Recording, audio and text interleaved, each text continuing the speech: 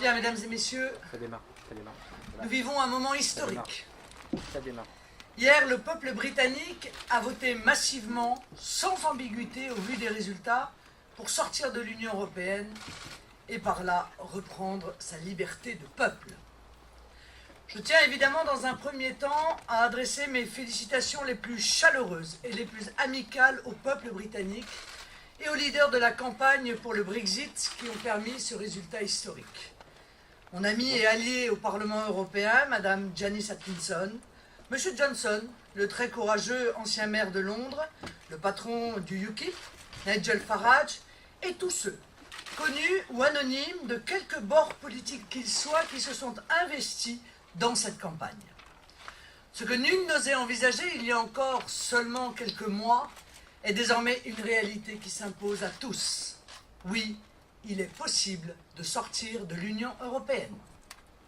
Contrairement à ce que l'UMP et le PS et la plupart des médias ressassent sans cesse aux oreilles des Français pour les pousser au renoncement d'être une nation libre et souveraine, l'Union européenne, pas plus que l'euro qui en est pour nous l'une des composantes, ne sont irréversibles. Le peuple britannique a donc apporté aux peuples européens, mais aussi aux peuples du monde entier, une éclatante leçon de démocratie. Il n'a pas cédé à la peur, il n'a pas cédé aux prédictions apocalyptiques que l'on agitait au-dessus de sa tête, et il a choisi une voie de liberté que le système cherchait à lui barrer. Je vous rappellerai seulement les déclarations gravement menaçantes des différents dirigeants européens, et notamment les propos scandaleux de M. Juncker, jusqu'à celle du président Obama, pour faire pression sur le peuple britannique, l'intimider et le contraindre à la soumission.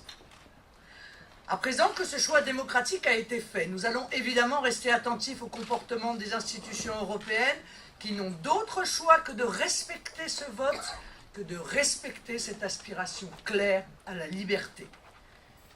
Nous aurons sur ce point la plus grande vigilance. Il serait inadmissible que l'Union européenne agisse comme Nicolas Sarkozy l'a fait avec le non français de 2005, c'est-à-dire piétiner la volonté populaire qui est sacrée. Les traités européens prévoient une période de négociation pouvant aller jusqu'à 2 ans pour organiser la sortie d'un pays de l'Union européenne. Il revient donc aux dirigeants européens de faire la démonstration qu'ils ont compris le message du peuple britannique et qu'ils n'entraveront pas ce processus légal ô combien légitime. Le Royaume-Uni s'apprête à rejoindre la liste enviée des États européens non membres de l'Union européenne, parmi lesquels on compte la très prospère Norvège, la Suisse ou l'Islande. Chacun pourra bientôt constater que les mensonges ne tiennent pas devant la réalité. Non seulement le Royaume-Uni continuera à commercer et échanger avec les pays d'Europe, mais il le fera peut-être avec encore plus d'efficacité qu'avant son indépendance. Rappelons que de nombreux pays, même hors d'Europe, par exemple le Mexique ou la Corée du Sud, bénéficient d'accords commerciaux de libre-échange avec l'Union européenne. On aurait du mal à comprendre qu'on refuse la mise en œuvre d'accords commerciaux bilatéraux négociés avec un voisin d'Europe. Ce référendum jouera un rôle important aux oreilles de ceux qui croient souvent de bonne foi que plus rien ne serait possible sans l'Union européenne. Trompés qu'ils sont par les discours catastrophistes de ceux qui n'ont plus que la peur comme seul argument. L'hystérie qui agite aujourd'hui les marchés financiers et qui ne durera qu'un temps, on le sait, ne doit pas nous impressionner. Ce n'est pas à la finance internationale de dicter sa loi au peuple. Le cours des bourses n'a pas vocation à diriger nos vies. Et les Britanniques ont là aussi fait preuve d'un véritable courage en s'asseyant souverainement sur les exigences de la City. Ayons confiance en notre capacité à rendre la démocratie plus forte que les marchés. Et ne nous laissons pas intimider. Jamais. En tout cas, en ce qui me concerne, ce ne sera jamais le cas. Le Front National a été le seul mouvement en France à s'intéresser de près à la campagne référendaire pour l'indépendance du Royaume-Uni. La clairvoyance dont nous avons fait preuve, pressentant l'aspiration très forte des Britanniques à la liberté, aspiration partagée par l'immense majorité des peuples en Europe, nous donne une légitimité supplémentaire pour porter ce même débat en France. D'ailleurs, Du côté de l'UMPS, non seulement ils n'ont pas voulu participer à ce débat pourtant essentiel, mais ils ont même cherché à l'étouffer. Systématiquement, les questions européennes sont mises sous le tapis alors que l'Union européenne et les Britanniques l'ont bien compris, eux qui n'ont pourtant à subir ni l'euro ni les affres de l'espace Schengen, est la pierre angulaire de toutes les crises que nous connaissons. Je le rappelle, il ne peut y avoir de véritable politique menée dans un pays tant que celui-ci est sous le joug européen. La politique n'est qu'opérette tant que la souveraineté n'existe pas réellement. Toute possibilité d'action en France dépend aujourd'hui essentiellement de nos choix européens dans tous les domaines. Économie, immigration, sécurité, culture, diplomatie. Désormais, ce débat européen, ce débat sur la souveraineté s'impose à tous. L'Europe sera au cœur de la prochaine campagne présidentielle. Comme vous le savez, j'appelle depuis 2013 à un référendum du même type que celui qui a eu lieu au Royaume-Uni. Nous portons en effet depuis plusieurs années l'idée centrale qu'il faut organiser une négociation essentielle avec l'Union européenne sur les axes majeurs de notre souveraineté, sur ses piliers, et que l'issue de ces négociations doit être sanctionnée par un référendum. Ce référendum sur l'appartenance de la France à l'Union européenne est une nécessité démocratique.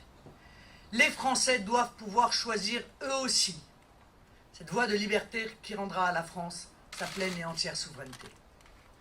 Si je suis porté aux responsabilités, cet engagement politique pris bien avant l'idée même d'un référendum au Royaume-Uni prendra la forme d'un référendum qui se tiendra au terme d'une négociation de 6 mois avec la Commission européenne en vue de récupérer nos 4 souverainetés fondamentales, monétaires et budgétaires, économiques, territoriales et législatives. Et inévitablement, si les négociations aboutissent ou si les Français décident de sortir, c'est une nouvelle Europe qui émergera, l'Europe des nations. Pour tous les patriotes, pour tous les amoureux de la liberté, ce jour est donc un jour de joie. Ce n'est pas l'Europe qui est morte, c'est l'Union européenne qui vacille, et ce sont les nations qui renaissent. Et elles doivent former entre elles un nouveau projet européen, celui de la coopération. L'Union européenne, qui craque de toutes parts, en échecs multiples, expose les peuples d'Europe à toutes les crises, économiques comme migratoires. Elle doit laisser la place à l'Europe des nations libres et souveraines. Nous avions déjà des preuves nombreuses de l'aspiration des peuples à la liberté. Nous en avons maintenant une manifestation éclatante. Le Royaume-Uni vient d'initier un mouvement qui ne s'arrêtera pas.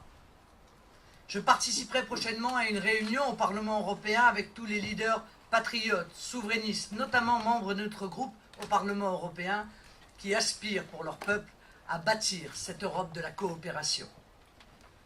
Partout en Europe, j'espère que les initiatives vont émerger pour provoquer autant de répliques que possible de ce Brexit. J'y crois. Je pense que le mouvement est enclenché vers la fin de l'Union européenne telle que nous la connaissons, et je m'emploierai de toutes mes forces à faire triompher la liberté des peuples et la démocratie. Les lubies fédérales et antidémocratiques des artisans de l'Union européenne actuelle ne sont pas viables, ne sont plus tenables. Écoutez-les tous attentivement dans les jours qui viennent, vous verrez alors le vrai visage de l'Union européenne et de ses défenseurs. Pour nous, il est temps de regarder de l'avant, et c'est ce chemin d'une France souveraine et indépendante au sein d'une Europe des nations libres, cadre de la coopération, que je propose aux Français, à tous les patriotes qui veulent participer à l'histoire. Je vous remercie.